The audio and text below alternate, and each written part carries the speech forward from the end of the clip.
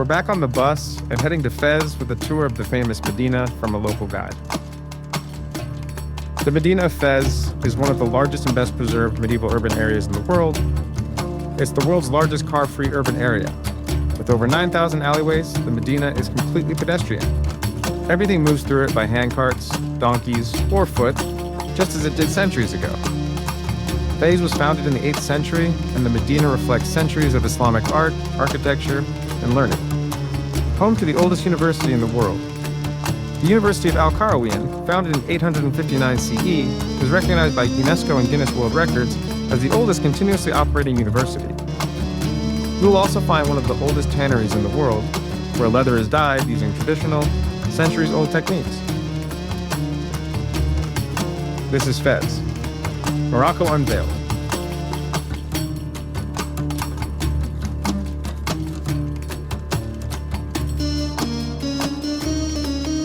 This is the old Medina. We're gonna have a tour in today. Just in this old Medina, there were like 10,000 people living in 50 years ago. Now we're talking about 75,000 people. My granddad always told me that he had to make 2 hours just to say good morning to someone. You know what I mean? It's crazy today, big population. Everything you see white here, this is all like the streets. The alleys, small, narrow, over 9,000. Nothing is easier than to get lost in the Medina. So that's why we started with a joke, which means seriously, you get to stay together. You're out walking around in the Medina. If you do like this or this, John. bye-bye. Okay? So make sure you're out with us. The Milla, as I told you, this is the Royal Palace over there. Palace, as we saw over there, you know how big is it now? A big garden inside. Hey guys, welcome to Fes. We're going to do a city tour of the Medina, which should last all day because this Medina is like 9,000 streets. I think it's like the world's largest car-free urban market. So it's going to be pretty intense. Got the guide and going to try to show you a little bit of the Medina. So let's go.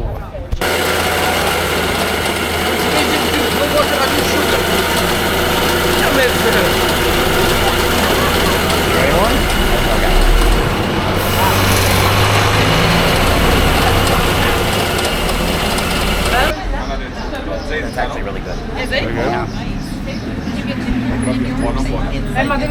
It's a mixture. With or without alcohol? You bring your great question.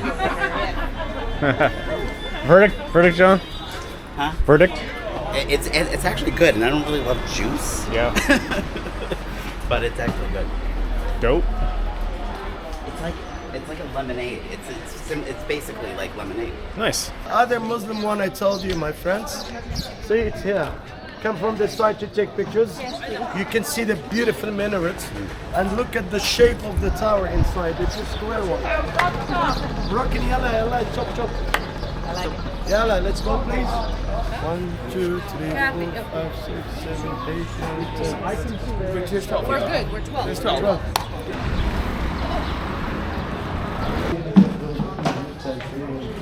So guys, the streets are going to get narrower. It's better that we walk one behind another to leave the space for other people to cross, okay? Wow. There is a cat. Nowhere under the road, it's the river. So the river is under the road here. Oh, so Yeah, the French, they fixed this road on the river to get access easier to this point here. Oh, so we're this not is gonna why. cross the river. Yeah, we're gonna cross the road, but we don't see the river. Over there is the river. And that's what I told you, starting our tour is gonna be food markets.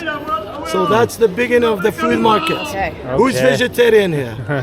Nobody. Happy. I love your group, Sarah. In the heart of Fes el-Bali, the city's historic Medina, lies one of Morocco's most vibrant and traditional food markets.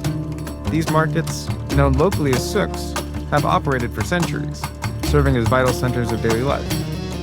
Here, fresh ingredients arrive each morning from nearby farms, mint for tea, plump dates from the desert, and seasonal fruit stacked high in colorful displays.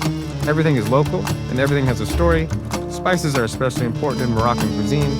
You'll see mounds of cumin, turmeric, paprika, and ras el hanout, a signature blend used in tagines and couscous. These spices aren't just for flavor, They reflect Morocco's historical ties to trade routes stretching across Africa, the Middle East, and Europe. Bread is baked fresh in neighborhood ovens and sold daily. In Moroccan culture, bread is considered sacred. It's shared at every meal and never wasted. You'll find a variety of halal meats on display, each with its own place in Moroccan cuisine. Beef and lamb are the most common, used in everything from tagines to kebabs. You might even see whole lamb heads, a delicacy here, especially during religious festivals. If you're curious, look out for camel, less common, but occasionally available in specialty butchers. Its meat is rich and hearty, often slow cooked for hours. For many locals, the food market is more than a place to shop. It's a space for connection, continuity, and the preservation of culinary heritage. The river is there, and let's go and have a quick look and come back if you want. It's a little mangy.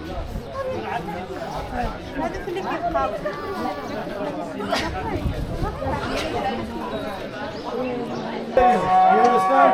So this is like factory place. What's that noise? It's not noise, it's called for parade. The noise what that person is just... No, I was just wondering because it's at different times. I'm joking. It's just at random times. You haven't heard it yet? Yeah. I need a shade. I heard it at 1 in the morning. Yeah?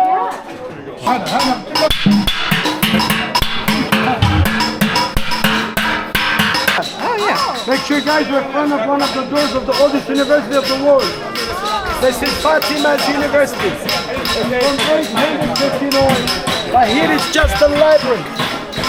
Over 32,000 books and manuscripts are kept in this place here. Okay? We can't go in. Yalla. But we can't go in. This is the university, but also it's a mosque. This time it's, after the call for prayer, they can just like, when the prayer is over, they can close the place. This is why we decided to come right here, because we want to see. Otherwise it would be closed after lunch. Okay? So this is the beautiful we had this morning, with the green roofs and the white beautiful minarets on the corner. So just to remind everybody, this is like the university, the oldest one of the world. From 859, I'm saying again. She was lady offended. Oh. Yeah, for sure.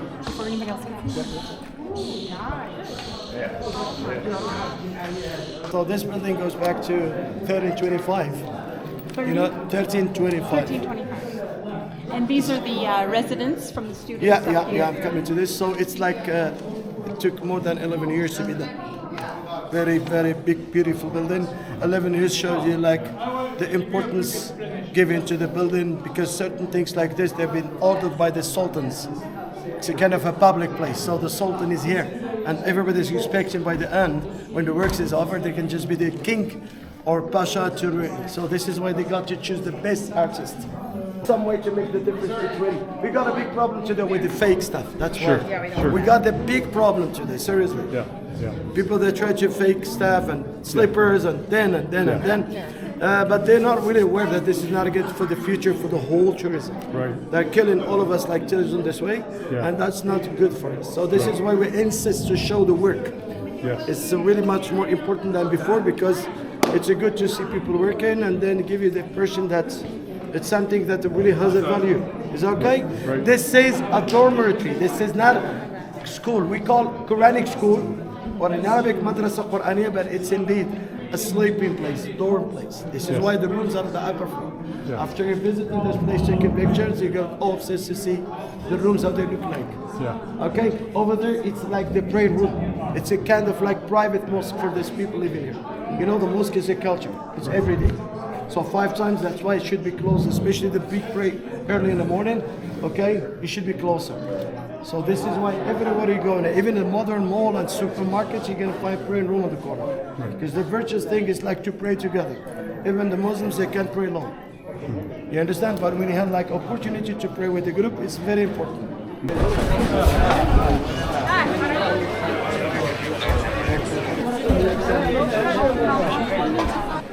This is other jewelry markets here. Jewelry market, because this was not existing before the time, until like certain time when these Muslims or Moroccan people, Muslims, they learned from the Jewish in the Millah. And There's a map. Yeah, they start to open their business in the Medina. You understand what I mean? Yeah. So this is kind of skills they learn from Jewish. They're very smart in making diamonds and stuff. So they teach a lot of Muslims how to make big money now. So this is kind of like gallery for buying fabrics, kaftans. When the lady she's getting inside, she starts to prepare her. The culture say that you have to buy the fabric. This is why certain shops and there they sell the fabric. And she take it to the designer with handmade. Now we can see like made ones, okay? But the culture says like you got to fix stuff, good one. It's handmade means always more value, okay?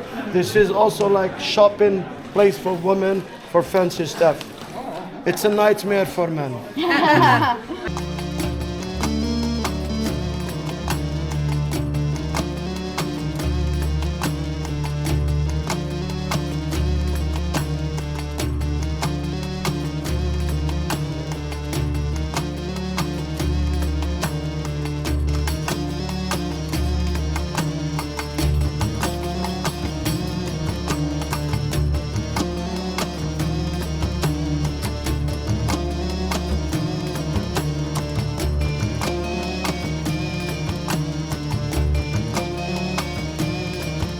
These are what we call the caravanserais. You know the caravanserais for the traders? Yes. They used to type, but the big ones are used, that's why we can see skill. They come and they type their animals and they can sleep in the rooms. So this was like hotel at the time. See the handmade stuff? Yeah. See the handmade stuff, guys? That's what I told you. See, it's Oh, all yes, like made by yes. him. Yeah. And that's mentioned that. You know why? Because you see all like to the right, it's much different. What's wrong?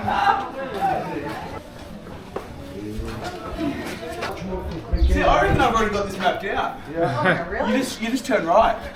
No. You know my Just name? turn You know my name? As a tour guide, you know my name? Google Man.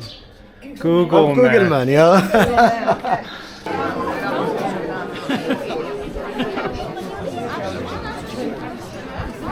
Would you like to stand up on the corner? Everybody come closer. Hello, my friends.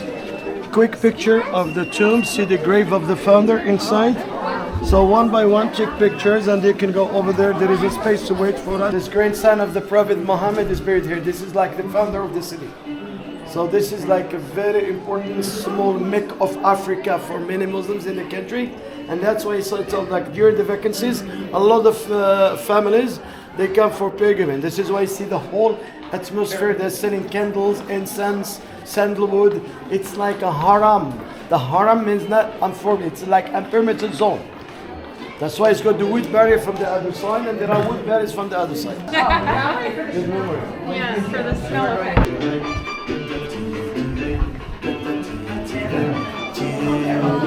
See? That means, my friends, you're still in the haram zone. I'm always outside. There was a time where people, they got to check their shoes here. Oh. You understand? It's a big haram and that's a big zone rent. This is like they make parts of the haram zone inside. You understand? People had to check their shoes here. She was like, I told you you remember I told you the nightmare place for men, the fancy gold? That's for women. And this is actually for men. Everything for men, it looks simple. Yeah. So this is kind of like, because man doesn't wear like kaftan and stuff. He wears only the jilaba, which he might use for outdoors and for like special days. You understand? Okay, let's go now to see the weavers. Tucked away in the winding alleys of the Fes Medina, you'll hear the rhythmic clatter of looms echoing through centuries-old workshops. This is where Morocco's master weavers bring tradition to life, thread by thread. Many of these techniques have been passed down for generations, using wooden looms that date back hundreds of years. Silk, cotton, and even cactus fibers are woven into handmade fabrics known as brocade and djellaba cloth. The process is entirely manual, no electricity, no shortcuts, just skill, patience, and an eye for detail. Some of the finest weaving in Fes comes from the Sepharine Quarter, where artisans create textiles for traditional garments, home decor, and ceremonial wear. Each pattern carries meaning. Geometric designs, Arabic calligraphy, and subtle color choices reflect Moroccan identity, spirituality, and heritage.